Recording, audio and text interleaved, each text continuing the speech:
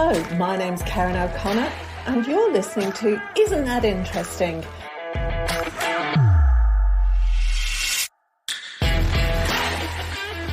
Liza, welcome. I'm so glad that you're here today. Thanks for having me. It's a pleasure. I actually got so much information from you when we were having our chat before we recorded this podcast, because I like to get together with people because I like finding out about people, and it's a really good excuse to find out about people. But you've done so many different things, and I really like what you're doing now. So you're a health coach and a non-profit consultant. You're a published author. You're a blogger, a podcaster. You've got 4 kids, or a family of 2 kids. 2 kids. It's a family of 4, but only 2 kids. Yeah, family of 4, but you're all spread around the world, and you work with people, mainly women, who are generally either in the caring professions, like the nurses and that kind of thing, or work in non-profit because you want to support them. And I just found that really like, wow, it's so specific, but it's also so needed. Like my thought was, why aren't people doing more of this? So thank you for saying that, because it's a very weird, very niche kind of market. And at the same time, when you look at what's going on out in the world during the pandemic, it's like, wow, every single person on the front lines is somebody who really could qualify to be one of the people I work with. Yeah.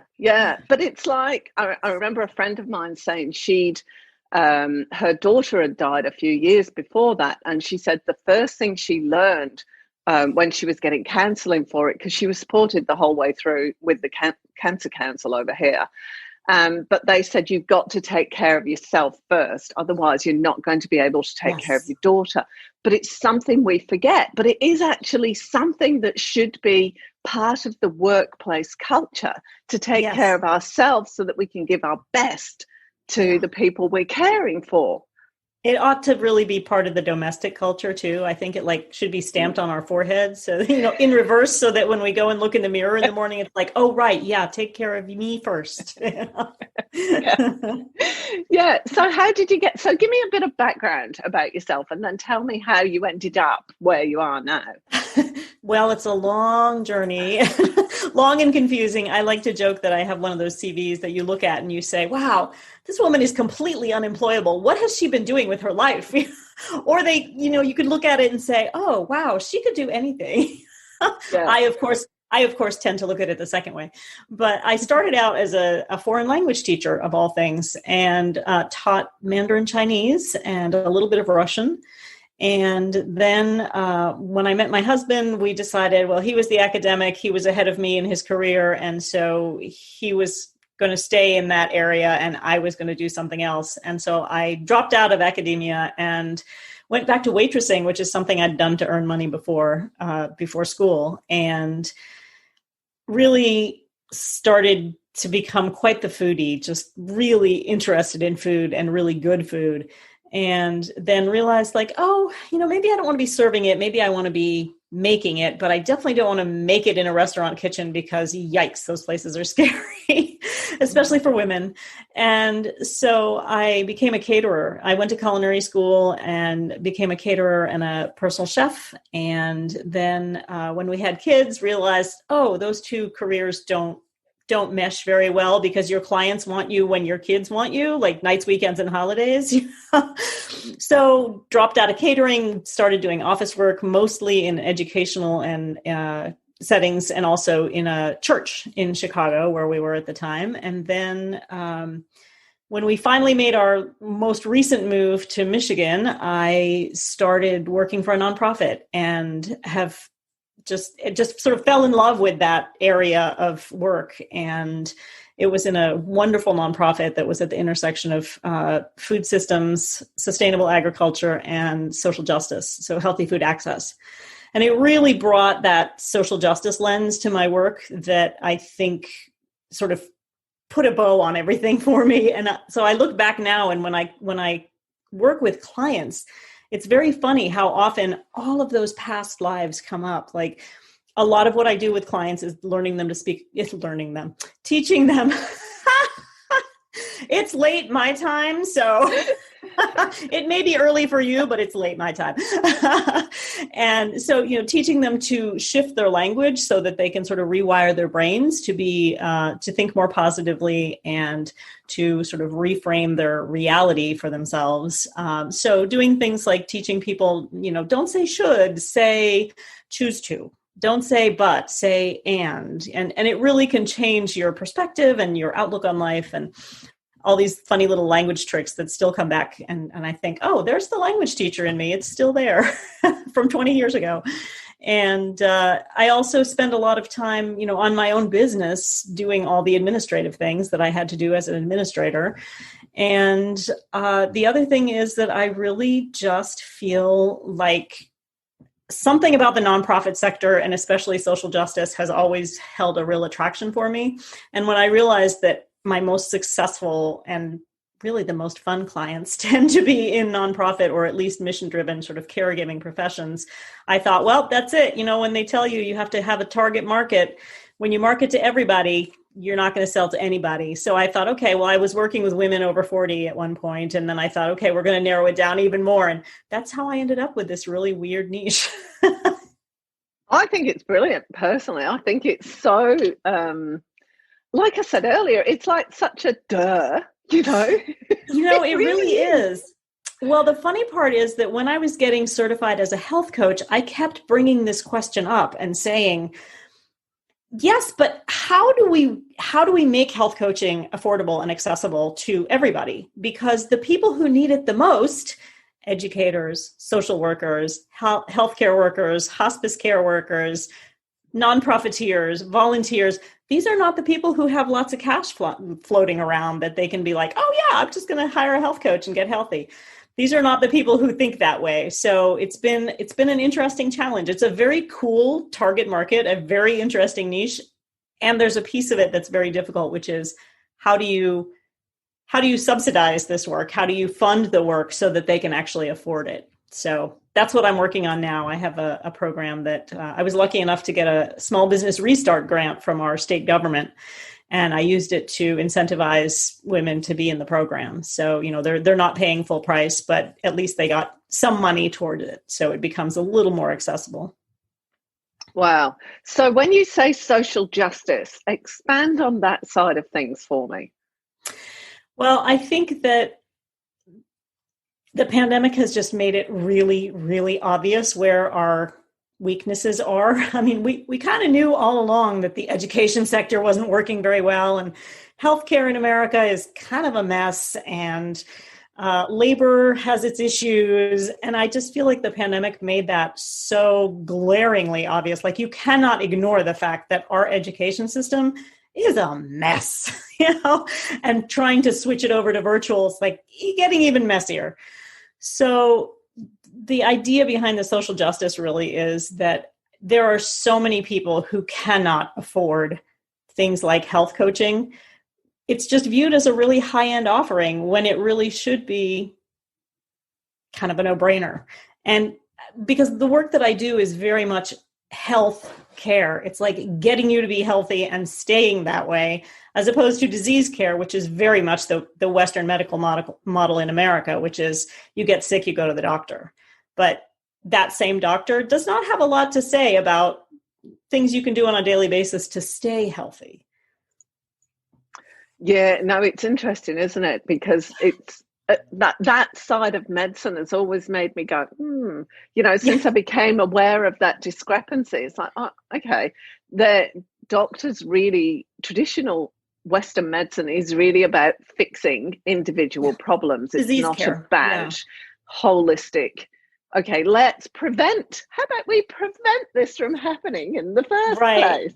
Yeah, and one thing that has become very clear to me is that there's a really, between the really traditional Western model and health coaching, there's this big divide. And I think a lot of, and it goes both ways. It's a two-way street. Like, a lot of health coaches sort of go off the deep end with the alternative practices and modalities. And they preach this idea that Western medicine has no place in somebody's health. And I always like to think about it as actually, there's a place for everybody at the table. There really is. If I break my leg, I'm not going to go to a massage therapist. Like, that's where Western medicine excels. Therefore, there is a place for them at the table.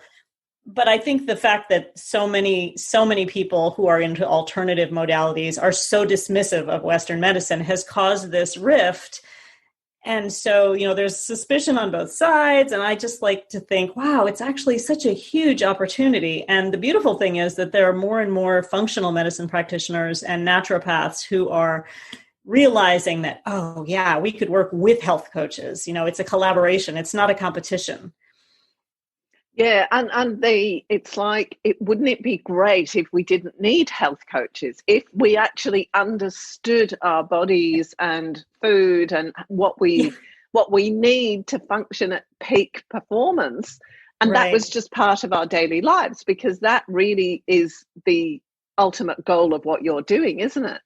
Right, exactly. And it's interesting because your focus is very much on midlife, and it's such a prime example of some of the opportunities that we have to do some education about this so that you don't have to go to the doctor. Yeah.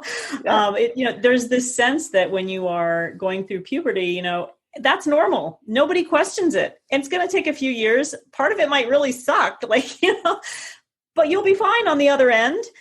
And yet when we get to the other end, sort of like this bookend of our fertile years, the other side, it's like you're broken, your hormones aren't working, they're not doing what they're supposed to do. It's like, actually, they're doing exactly what they're supposed to do. And you need to support them so that they don't make you uncomfortable while they're doing it.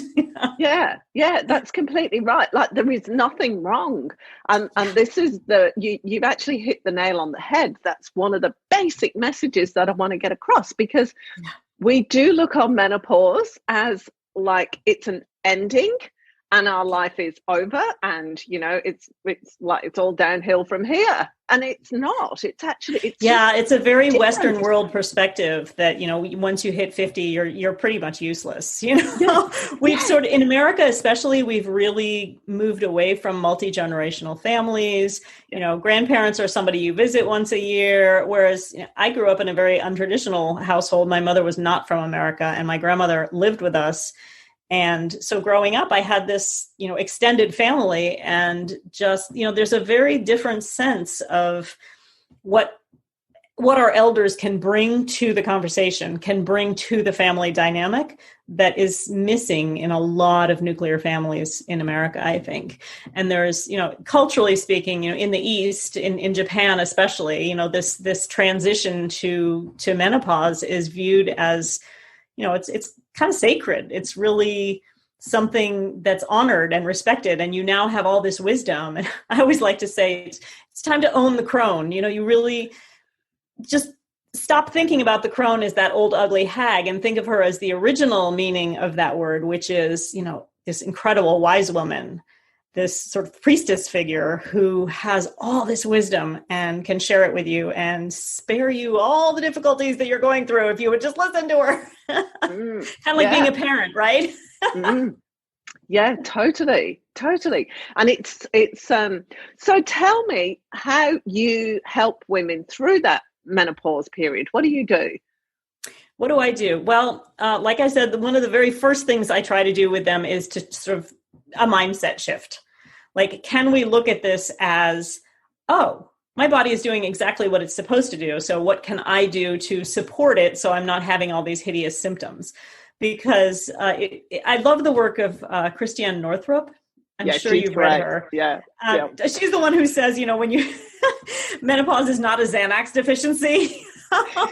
But if you were to go to a standard sort of conventional medical practitioner in America and say, I'm having hot flashes and, I'm having some vaginal dryness and I'm not sleeping well at night, they'll be like, oh, you just need some hormones.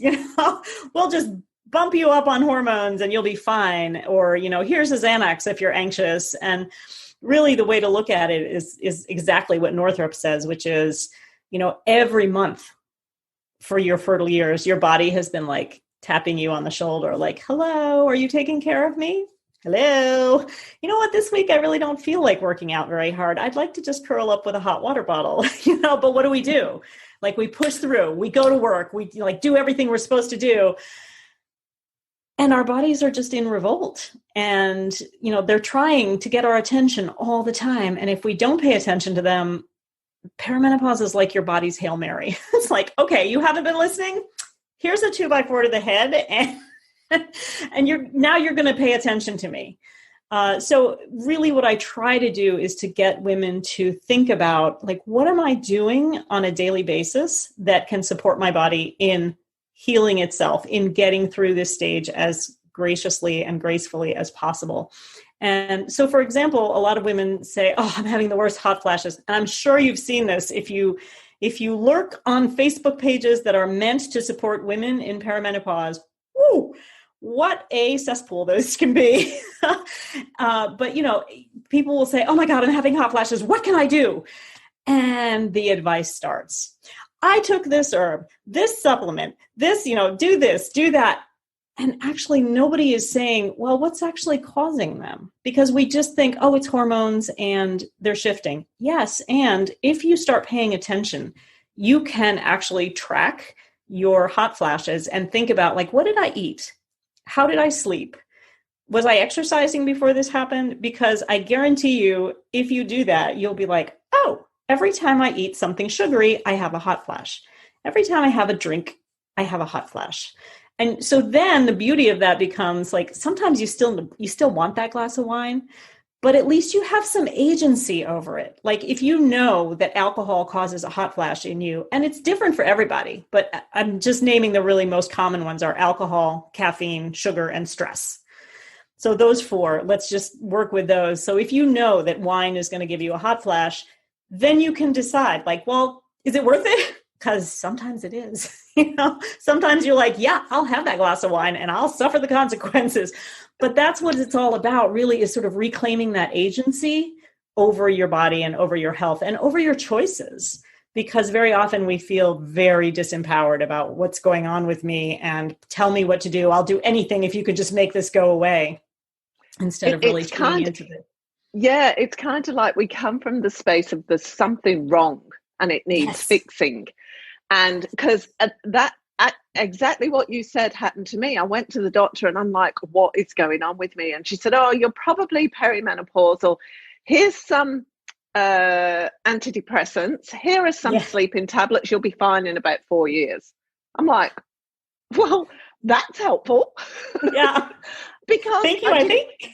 I didn't know what to expect, but it also left me feeling that it was out of my control, which is not a good thing, because, when we hit perimenopause, our whole lives are changing anyway. The way we think is changing, but physically our lives are changing. The kids it's about the time when the kids are leaving home, if we've got kids, or, but our brains start to think in a different way, and we start reassessing everything. If we know that's going to happen, then we can, like, even with the glass of wine, if we know that a glass of wine causes a hot flush, it's less significant. It takes all the drama and the stress out of experiencing the hot flush or the sleepless night or the skin rashes or the whatever else you get. I'm just naming the ones I did. All of them.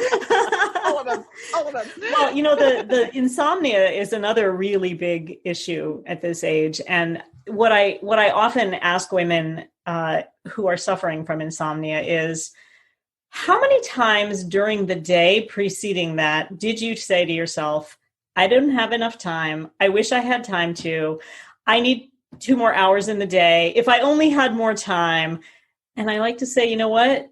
The universe is delivering. You're putting that out there. You're saying, I need more time. And what are you getting? You're getting more time in the middle of the night when nobody else is awake. So you could do all those things that you were going to do, right? I mean, it's not a really comforting thought. It doesn't really help with the insomnia.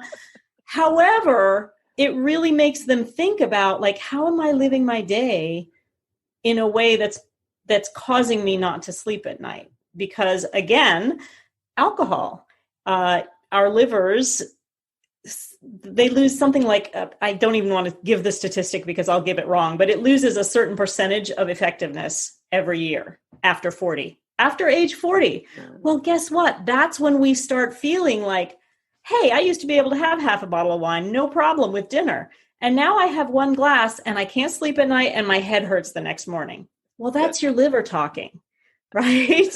That is your body going, doesn't work anymore. No.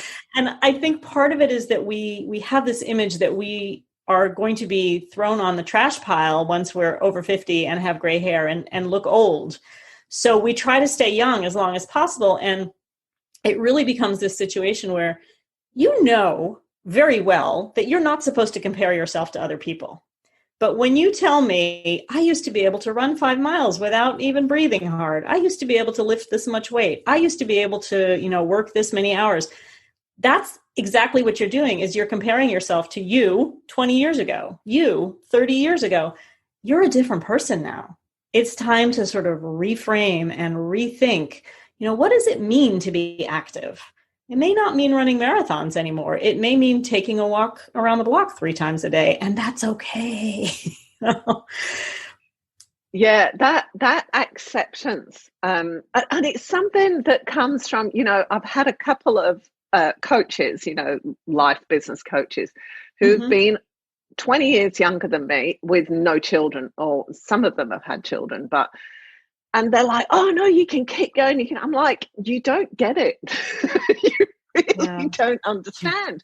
And I tried, and then I went, what am I doing? Like, that's not how I want to live my life anymore. I don't want to be working for 18 hours a day. I don't want to push and, produce this and do that and run here and run. I don't want to do it. I'm over it. I did it for 20 odd years with the kids and I don't want to do it anymore. I'm just like, no, going to go at my pace. Yes. Yeah. And that's what I really try to get women to focus on is, number one, is it right for me? And number two, is it right for me right now? Because it's going to change, whether we're talking about exercise or we're talking about food choices or we're talking about a spiritual practice. Like, all of that is going to change over time, and that's okay. And I think one of the words that you picked up on right away was like this idea that we have to fix something. Something's wrong. And I bring this from the world of nonprofit. Like I said, I keep bringing my old lives into my current coaching practice, but I had a wonderful boss who taught me how to write a really kick-ass grant proposal. And he said, don't ever talk about the problem. It's never a problem. It's an opportunity. Because the minute you say it's a problem, there has to be a solution. But if you look at it as an opportunity, you have all these different paths that you can explore. Like, there could be 10 different ways to make this work. And I just thought, oh, that's kind of brilliant. That is great. And especially if you look on menopause in that way, like for me, I couldn't wait for my periods to stop. I'm just like, same here. I was just like, oh, yes, please. I'm done. Shut the factory down. Yeah, please. Right now would be great. Don't want to go to the supermarket and buy stuff anymore. I'm over it. I know. So wonderful. Yeah. And it's funny because so many women are like, oh, dreading it. And I'm just like, are you kidding? It's great on this side of 50. I couldn't wait. I was just like, and, people talk about all the downsides of menopause. That's the other thing, there's that focus on, you put on weight more easily, your bone loss, the impact that it has on the way you think and everything. I'm thinking, well, I'm not as foggy as I used to be. I'm much more direct, and I don't suffer fools gladly, and I never have, and it's even worse now. Yeah, maybe it's better now. Maybe it's better, not worse. You're quite right. Yeah, and that's funny because that's another thing that I really have been thinking about a lot, which is, these Facebook groups that purport to support us through this stage of life, where it's nothing but just like toxic negativity all day long. I actually did a little experiment. I was a terrible person. I was in other people's groups and I'm like, I'm going to ask a devil's advocate kind of question and be like, hey, what do you love about this stage of life? Yeah. Can I tell you, within 3 responses, it turned negative. Like, maybe 1 or 2 people would be like, hey, it's not so bad. Oh, it's not great, but it's okay. And by the 3rd one, they're like, there's nothing good about this stage of life. This sucks. I never want to. It's like, really? But I think even the way we phrase things can really change. Because, for example, one of the answers that I get when I ask that question is, what's the best thing about this stage of life? A lot of women say, I just don't give a shit what people think anymore. And it's like, I'm not sure that's really what you mean. Like, I think you just choose not to take their advice, or you choose not. It's not like you don't care. It's more that you have your own inner core that you've gotten in touch with over this time. And you're like, yeah, that works for you. Doesn't work for me. Thanks. It's interesting you say that, because I had an experience a few days ago where exactly that. I'd done something and this person was trying to tell me that what I'd done and the way I'd behaved was wrong. And I was left feeling like I'd felt, it was a really familiar feeling from when I was going through perimenopause a few years ago, just like, because it is like being a teenager, an older version of a teenager, because you go, oh, hang on, where do I fit in the world? What is going, who am I? I really had to reassess, who am I, and really take stock of it. And this person, with the best of intentions, made me feel in that space again. And then I sat down and I got quite a lot of coaching. But then I went, no, hang on. That is who I am. And that is when I'm most in flow. And people might not like it. And I might leave debris everywhere. My husband said I don't burn my bridges. I tend to blow them to smithereens. But that's like, if you get to that stage, then you haven't listened. It takes a lot to get me to that stage. Yeah. So just because you would go away and, she said to me, I always think the way I look at life is that people are always trying their best. And I'm like, well, yeah, so do I. But also, if you're trying your best and you're still not listening and you're out of integrity, then I will call you on it. In no uncertain terms, I'll call you on it. And if you carry on pushing the boat out like that, you'll really get called on it. And that's when bridges are blown up and stuff. Blown up. Not burned, blown up. No, my husband said, I'm a civil engineer, Karen. He said, I like to build things. He said, you're coming along behind me going, kaboom, kaboom. That's great. That's lovely. I love what you brought up, though, about how it's really like going through puberty again in some ways. And I was talking to a friend of mine about that the other day, and we were saying, so many people make it, here's puberty and here's perimenopause, and they're the bookends, right? And she said, yeah, and I've been spending a lot of time with toddlers. She goes, I think toddlers and postmenopause are really similar. And I was thinking, what? And she goes, no, think about it. Toddlers are self-differentiating. They are individuating from their parents, right? 2 is when they start saying no. Like, no. And I just thought that is brilliant. So you get to the other side and that is what you're doing. It's like someone else said it just beautifully. Like, perimenopause is the stage where you give birth to yourself. Oh, this is Tanya El-Farsi from Israel. And she was saying, perimenopause is when you're giving birth to yourself. And it really is that opportunity to figure out, again, it's not a problem, right? It's an opportunity to figure out what you're doing and who you are and what you want going forward. And she said, it's a really interesting way of looking at, like, we're moving from we to me. Like, you start out as we, the family, and then eventually you become an adult and you separate from the family, and then you go and you start your own, and you're always kind of in this we mode. And then you get to perimenopause, all of a sudden it's like, oh, wow, is it really my turn now? Yeah. And that in itself is really confronting, because we've spent our entire lives creating a we, and then we go, oh, who am I? You mean I can actually create my own future with no real thoughts of anybody else? Like, I've still got responsibilities and things, I've got relationships that I want to take care of, but I can actually create them in a way that I want them to be. And that's quite shocking. And it, just the responsibility of having that choice is like, whoa, hang on, do I want to do that? Yeah, no, it really is. And it's so interesting because my husband and I sort of both reached that stage this year and are really thinking about like, what is it going to look like going forward? You know, he now lives and works in Hong Kong and I'm in America, and it's like some people look at it and they're just like, what? What are you doing? My sister-in-law calls it my international commuter marriage. But it's very interesting how just that arrangement has actually given me this sort of emotional, energetic space that I didn't realize I was missing. In a lot of ways, you know, it's frustrating. You're constantly thinking about other people. And then all of a sudden, when even just one person moves out of the house, it's like, oh, that's one less person that I have to think about and schedule. And, you know, like I still do a lot of the logistics. Like when he came to visit in October, it was like, okay, got to deal with, you know, getting COVID testing and getting the plane tickets changed and whatever.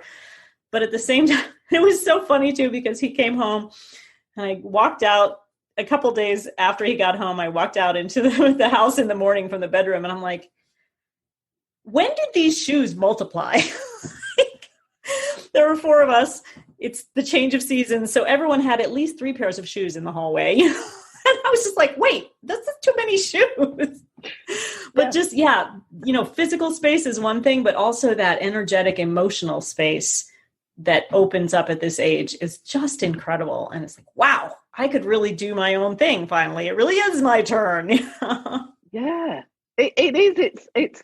But it is something that I personally really struggled with. I simply didn't know how to create. It took me years because I just couldn't get my head around the fact that this was my time now. It did take me years. And that is something that I do want women to be aware of, that's one of the joys of hitting menopause is you can go, okay, it's like, you know, you've got this big whiteboard that's got all your life scrawled on it, and then menopause starts wiping, perimenopause starts wiping it all off. And you can choose what goes on there.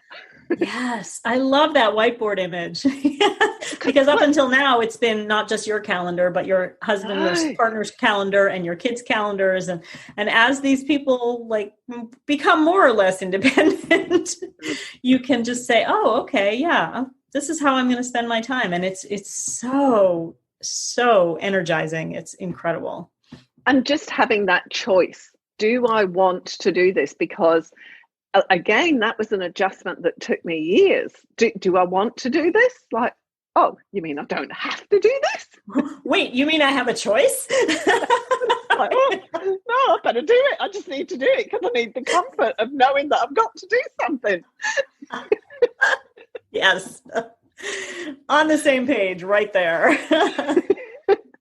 And it's, I suppose, getting back to what you do with regards to health, like the number, I was talking to a friend of mine, and she runs a program called Eat Like a French Woman.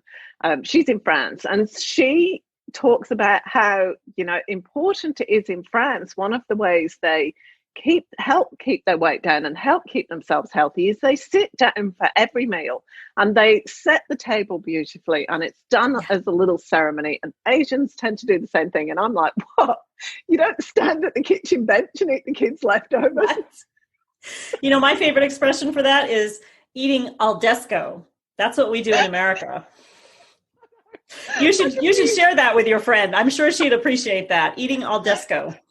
She was so funny when I told her I you know, quite often eat standing up at the kitchen bench. She's like, oh, Karen, you should not do that. I read a wonderful book called French Women Don't Get Fat. Yes, it sounds very much like what she's talking about. Yeah, and it's so funny because my program for women is actually also called Eat. There you go. It brings back my culinary roots because I just, you know, it's all about the food for me in some ways. But I was talking to somebody and we were sort of brainstorming about, you know, what is this sort of process that I take women through?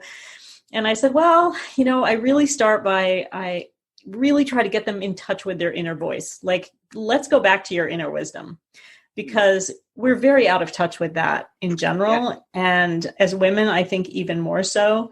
And I have so many women say to me, oh, I'm not intuitive at all. I was like, oh, wait, It's 100 degrees and really humid in Michigan in the summer, and I offer you hot soup for lunch. Do you lean in or do you go, oh, hell no?